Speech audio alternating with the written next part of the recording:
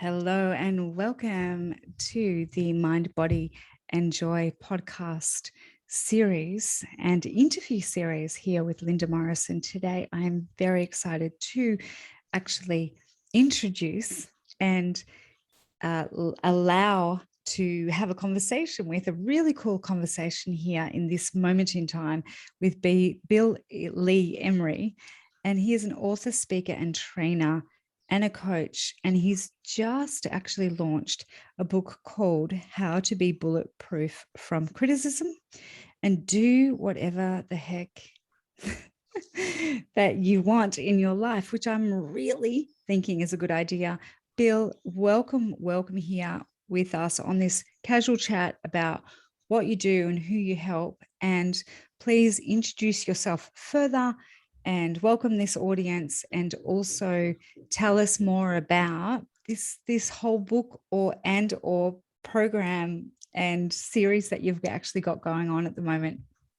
Okay, yeah, thank you, Linda, and a special welcome to all your listeners. And I know for myself, this is a particularly challenging time for most people that I know. And I'm hoping that the things that Linda and I talk about can be of service to you in some way. So very briefly, I've been working in the personal growth space for about 40 years. Yeah, 40 years, give or take, a couple of years. And I started on that journey by accident. I was in a high-stress job. I would wake up in the morning with an ache in my belly and go to bed with the same ache. And a wise friend of mine said to me, Bill, they're not paying you enough to die. And that was one of those pivotal moments in my life where I really had to think about what's deeply important to me, not just the stuff on the surface, but what is really deeply important to me. And so I went on this, it's called the hero's journey. Some of your listeners might be familiar with the hero's journey. If not, just search for it and you'll come with a whole bunch of information. And basically it starts with a call to adventure. So our heart is given the opportunity to go find out what is really most important to us in our lives. So we pursue that. And that led me over the last 40 years to where I am now. I've written 4 books, and this one is my 5th book. And I wrote that because for many years I've been working in men's groups for the last 8 years, and I've been presenting workshops on a variety of different things. And I was listening to conversations around the meal table once, and I realized that a lot of the men were talking about how they find it really hard sometimes to take criticism or feedback from other people, whether it's their partners, their people in business. And I'm thinking to myself, wow, that's something I have some history with and of how to deal with it. And so I created a program for men in the gatherings that I went to. And it went down really well. People really enjoyed it. I really enjoyed it. And that's really a good indication of when I'm onto something, if I really enjoy it, that I know that there's some value in it. So I went home, and a friend of mine, a neighbor of mine, had also put up a program on Udemy, which is the world's largest online training platform. And I thought, wow, hey, that's a good idea. So I put my program up there, 2 hours and 40 minutes of videos and PDFs, etc. And I was sitting, as you do, in quiet contemplation about, what was next in my life.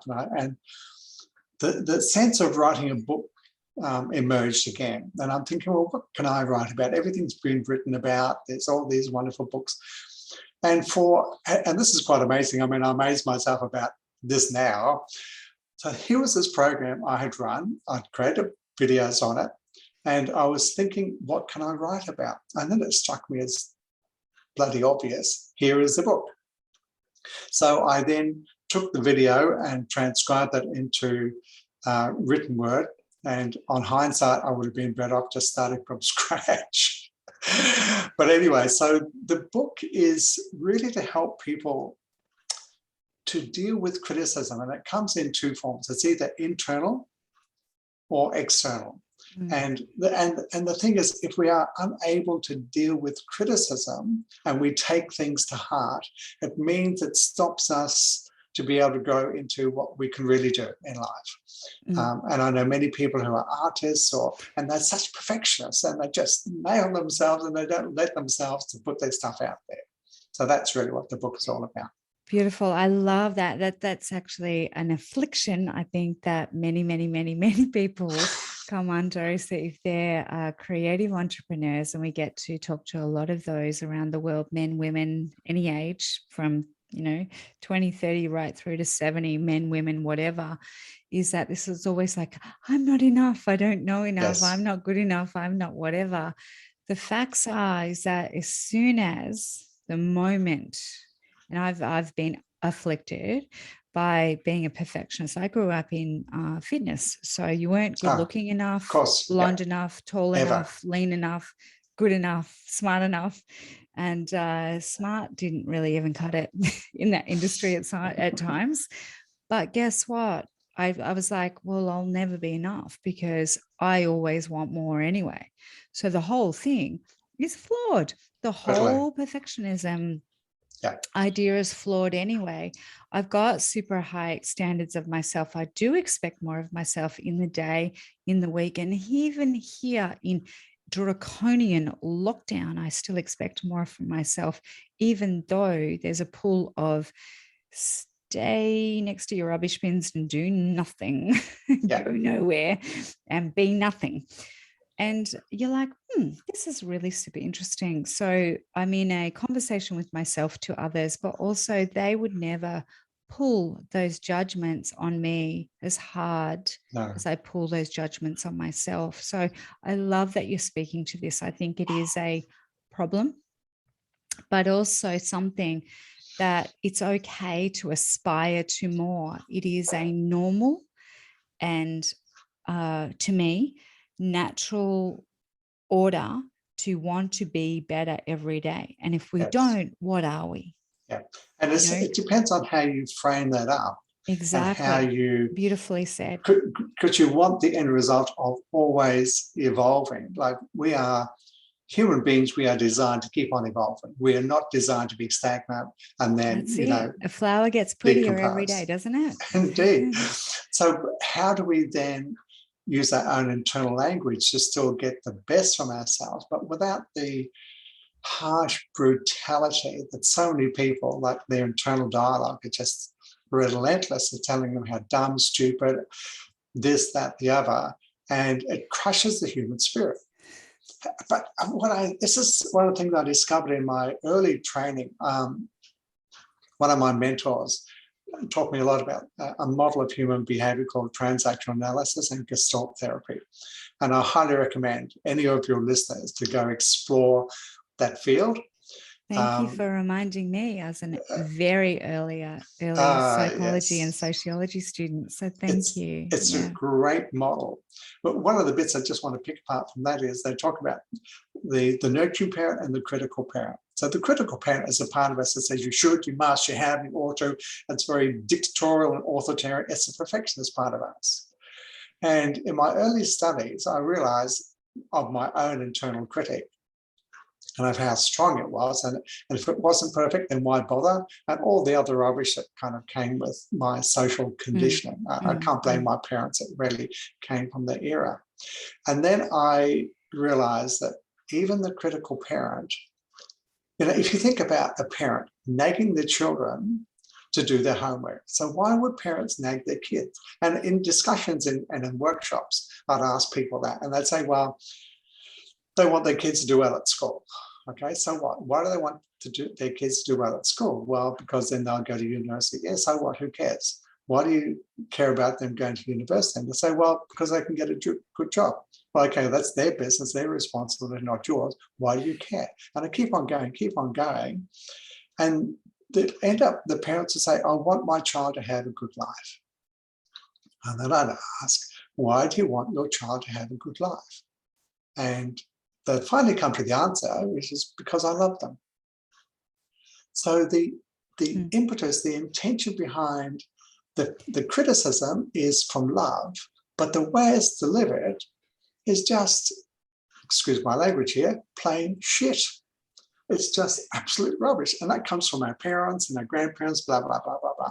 Until someone goes, well, okay, I get that you want your child to have a good life, but is there a better way of delivering that structure, that critique, so they grow from it rather than be crumbled from it? And I've had a couple of experiences and I talk about this in my book, in primary school, with two of my favorite teachers. And one was teaching us singing and the other one was teaching us English. And both of them said something to me when I was 8 or probably about 8 years of age, which shaped the direction of my life. Now, I'm not going to tell you the story because, you want to read the book. I don't want to spoil the story for you because it comes to the last, pretty much the last chapter. Yeah, no problem. There's a fable, though. There is. And it was like, when we're young, we're like a blank piece of paper. Any mark on it that's written can change the direction of how we shape ourselves and our identity. So, and as teachers and as parents, we don't always understand the power of that impact. It's only when we're little, we just take on board as being, this is what I am, or this is what I'm not. I can do this or I can't do that. So part of evolving ourselves and growing up as sovereign human beings is to challenge the stuff that we have taken for granted about ourselves and go, is it useful? Is it true? Do I want to keep it or do I want to jump it? 100%, yes. And thank you for saying all that. I love all that you've stimulated, and probably for our audiences as well, is that I have been born of and am very affectionate in terms of the families that I happen to be born of. My parents, though, and bless them, both left home school at 15. So after 15, and that was a long time ago now, they didn't have any formal education. So it was quite the surprise. They got 2 daughters. They were very good at raising them and decided that, their best card to have these 2 gorgeous, attractive daughters that they absolutely adored was to get married. But when I went, I'm going to university, they turned on the pin of a head of a needle and gone, oh, did you hear that? Linda wants to go to university. So, did you not notice I was bright somewhere along the line? So I think what's really funny and what's really interesting with all of this is that though I felt encouraged, I was encouraged to do whatever I bloody well wanted, whether it was go to university or get married and have 10 kids or to work at the local shopping centre, by which is now the very most busiest job that you can have in Melbourne. Anyway, nothing wrong with that. But what's really super interesting with all of this is that at no time did I felt unheard in those specificities, but still loved. And that's okay as well. So I don't know how I learned to be a perfectionist amongst all of that. So what's going on? So thank you for writing this book. Thank you for actually highlighting all of these things that we don't know where these things come from half the time, because in their eyes, it wouldn't matter if I decided to be a stay-at-home mum and have, 8 kids, I would still be a success in their eyes. But yet I put that on myself. Yes. So what's super interesting is what we've actually got going on now in the world. And there's all these sorts of very, very hard ideas coming through. And what we always need is critical thinking. And what we always need is a little tribe of people or a big tribe of people who actually can kind of get us.